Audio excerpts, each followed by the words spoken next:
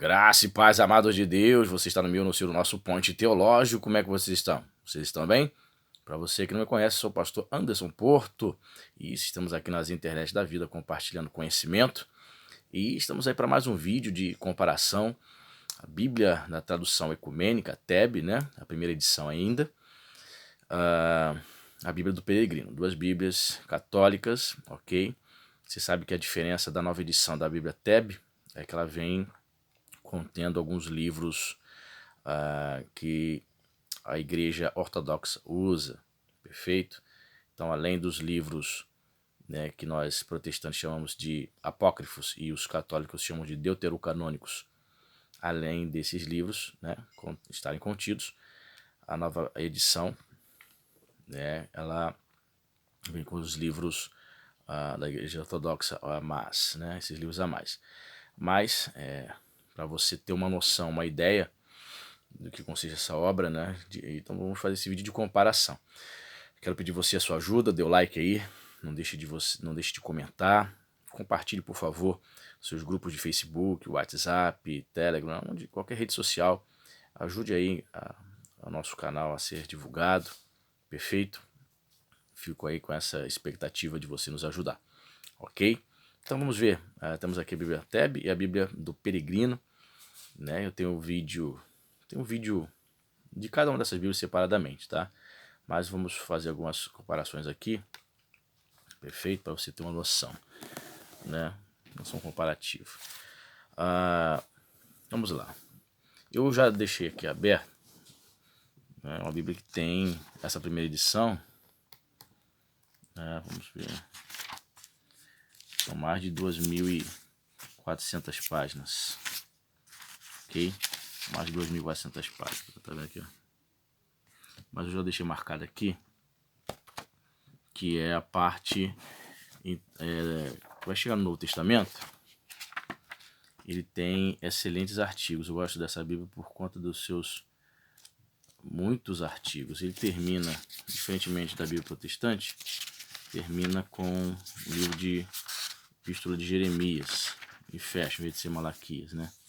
Então, a Epístola de Jeremias. Aí vem aqui, ó, Novo Testamento, introdução, ok? Apresentando uma introdução, o cânon do Novo Testamento, assim como a palavra portuguesa regra, a palavra grega cânon admite um sentido figurado. O de regra de conduta ou regra de fé. Em português, a palavra cânon conservou este segundo sentido, designa em certos casos uma lista oficial. Neste sentido é que se fala de um cânon dos livros sagrados para designar a lista oficialmente reconhecida dos livros considerados normativos para a vida e a fé da igreja. Então veja bem, só nessa introdução aqui, antes, ele está iniciando o Novo Testamento. Ó. Ele vai dedicar 1, 2, 3, 4, 5, 6,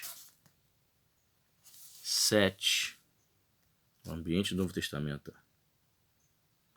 O cristianismo nasceu de um povo que passara por uma história tormentosa. Após o doloroso exílio babilônico, que marcara definitivamente a consciência judaica de Israel, tornaram a instalar-se precariamente na Palestina. 7, 8, 9, a introdução ao Novo Testamento. 10, alguns traços do mundo greco-romano. 11, olha só, 12 páginas, só de introdução ao Novo Testamento. Aí agora vem um artigo falando sobre os evangelhos sinóticos, introdução. Olha, antes de entrar em Mateus. E cada livro ele também tem uma introdução muito abundante. Isso que me chama a atenção nessa Bíblia. Mas vou mostrar para você. Ó, evangelhos sinóticos. Ó. O evangelho e os evangelhos. Antes de mais nada, o evangelho é, de acordo com o sentido grego da palavra, a boa nova da salvação. A pregação desta boa nova. Assim, o entende o apóstolo Paulo ao falar do seu evangelho. Trata-se do anúncio da salvação na pessoa de Jesus, ou Cristo. De sorte que, na origem, o evangelho não foi um livro, obra literária ou histórica. E se o título do evangelho foi dado aos 4 livros atribuídos a Mateus, Marcos e Lucas e João, é porque cada um desses autores proclama esta boa nova no relato que faz das palavras e obras de Jesus, bem como na narrativa que traz de sua morte e ressurreição. O leitor moderno, né, ansioso de exatidão e sempre acata de fatos estabelecidos e edificados, fica desconcertado à vista desta literatura que lhe parece desconexa, cujo plano carece de continuidade, cujas contradições parecem insuperáveis e que não logra responder a todas as perguntas que se lhe fazem. Tal reação será vantajosa para o leitor se o levar a suscitar os verdadeiros problemas, primeiramente do gênero literário dos evangelhos. Os seus redatores não são literatos que, instalados numa escrivania a manusear documentos devidamente classificados, se teriam balançado a escrever uma vida de Jesus de Nazaré desde o nascimento até a morte. Totalmente diversa é a maneira como se deve encarar a composição dos evangelhos. Jesus falou, anunciou a boa nova do reino, convocou discípulos, curou doentes, realizou atos significativos. Após sua morte, à luz da fé pascal, os discípulos e, depois deles, os pregadores anunciaram sua ressurreição, repetiram suas palavras e referindo seus atos de acordo com as necessidades da vida das igrejas. Então temos aí, ó, duas páginas, 3 páginas, os evangelhos e suas relações mútuas. Está falando dos sinóticos, Mateus, Marcos e Lucas. 4 páginas. Certo? Depois você pode parar aí, de repente, o vídeo aí para ler um trecho aí. 4 páginas. Uma sinopse evangélica. 4 páginas. Aí vem, por exemplo, agora, introdução ao Evangelho segundo Mateus. Olha quantas páginas vai dedicar antes de entrar propriamente nos comentários, no texto bíblico e nos comentários. Ó. 1 página. 2, uma composição literária. 3, a comunidade de Mateus. 4, destinatário, data, autor. 5. Sempre essas introduções a cada livro, pessoal. Todos os livros sempre serão abundantes assim.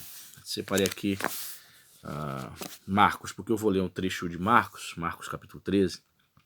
Vou mostrar para vocês aqui na TEB e na Peregrina. Então vamos lá. Deixei marcado aqui Marcos. Então, só para você ter uma noção, Marcos, a introdução de Marcos, ó.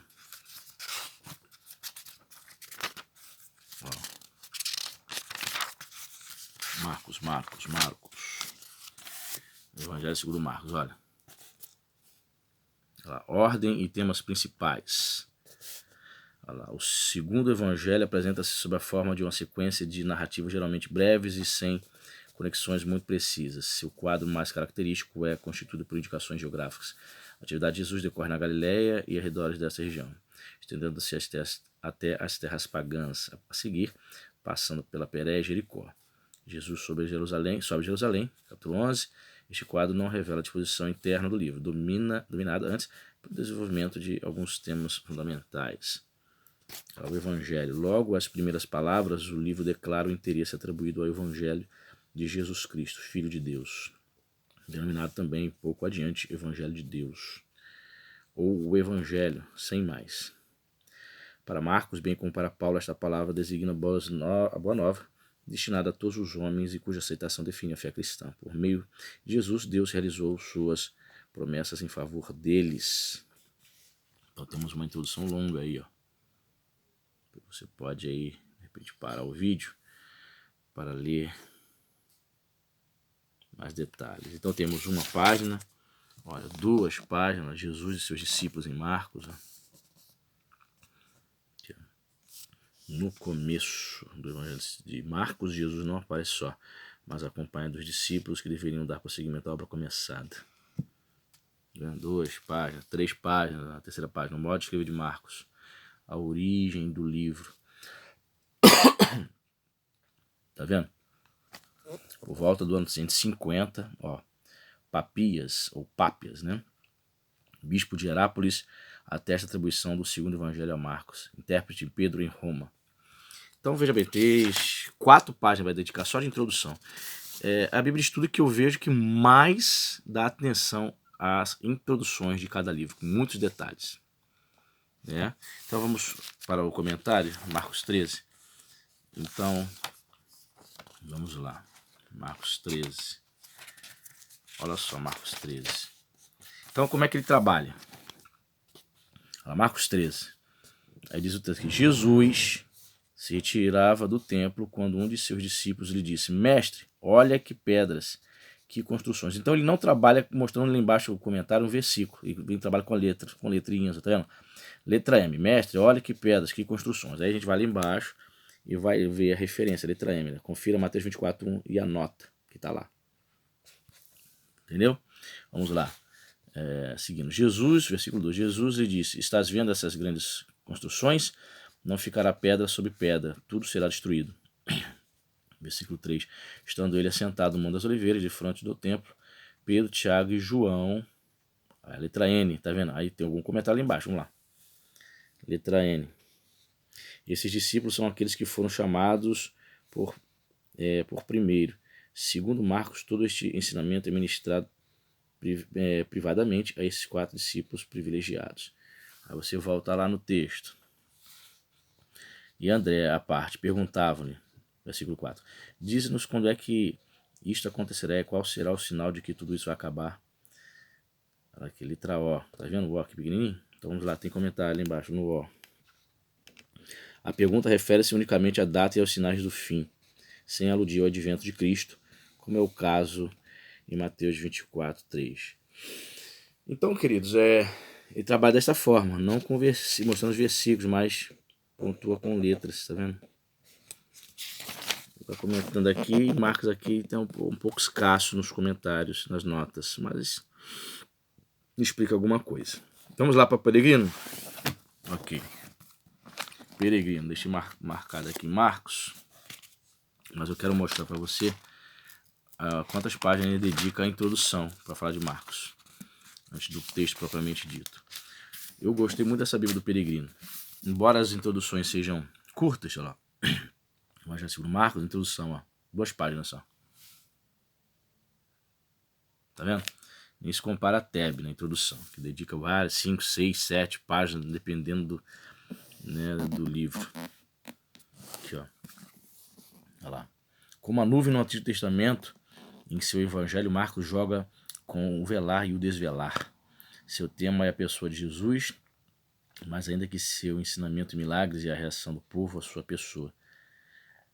O mistério de Jesus, mais ainda, né, que seus ensinamentos, milagres e a reação do povo à sua pessoa.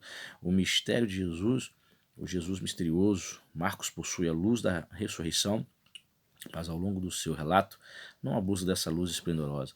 Ao contrário, apresenta os homens cegados e ofuscados, mas que iluminados. Já no princípio declara que Jesus é o Filho de Deus e que o relato sobre ele é a boa notícia. Imediatamente soa uma declaração solene do Pai, um impulso do Espírito, uma vitória fulgurante sobre Satã e uma pacificação cósmica com as feras. Jesus anuncia a chegada iminente do reinado de Deus. Marcos se limita a contar seu começo. Certo? Então vamos lá. O que me chama a atenção nessa Bíblia Peregrino é a quantidade abundante de notas. Eu sou fã de Bíblias com notas abundantes. Então veja bem, tem o discurso, capítulo 13 de Marcos, discurso escatológico, ruína do templo. Eu coloco o título aqui. Aí você vai ver, antes de entrar propriamente nos versículos, olha só a nota introdutória. Se ligou?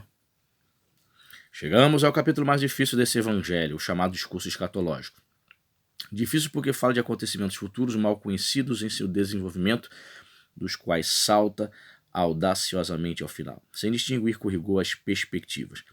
Difícil porque se refere a tempos de crise, confusos por natureza, e também porque emprega imagens e uma linguagem marcada pelas alusões enigmáticas, reticências enunciadas, ocultação tática.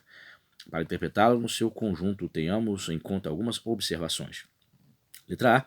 Embora contenha alguma predição formal, ou seja, de um fato individual, a intenção primeira não é satisfazer a curiosidade de agoureiros e de seus clientes crédulos, como fazem alguns adivinhos profissionais da Babilônia, que observam as estrelas, os prognosticam a cada mês o que te vai acontecer, conforme Isaías 47:13, e seus imitadores em conta. Letra B. A formação de atitudes é muito mais importante do que a mera informação. Por isso devem-se destacar as demonstrações, a cautela e a vigilância. Atitudes especialmente necessárias em tempos de crise. Então, se você quiser parar o vídeo para ler o restante aí, já tem mais um trecho aqui nessa introdução. Tá vendo? São 2 colunas, tanto os comentários quanto o texto bíblico. Aí começa o comentário em si.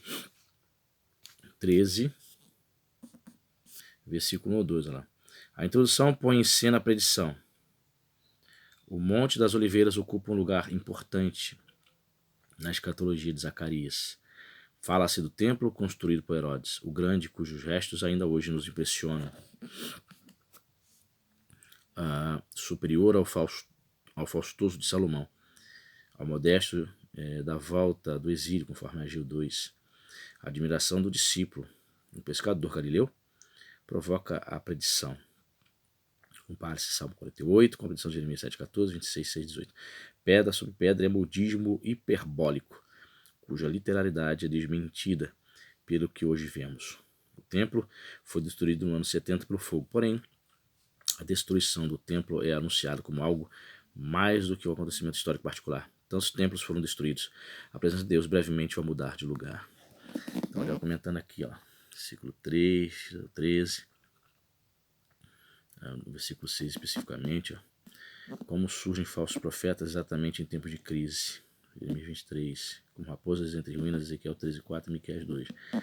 Versículo 7 e 8, guerras não devem temê-las, nem esperar que dela surja a libertação, como pensavam os zelotes.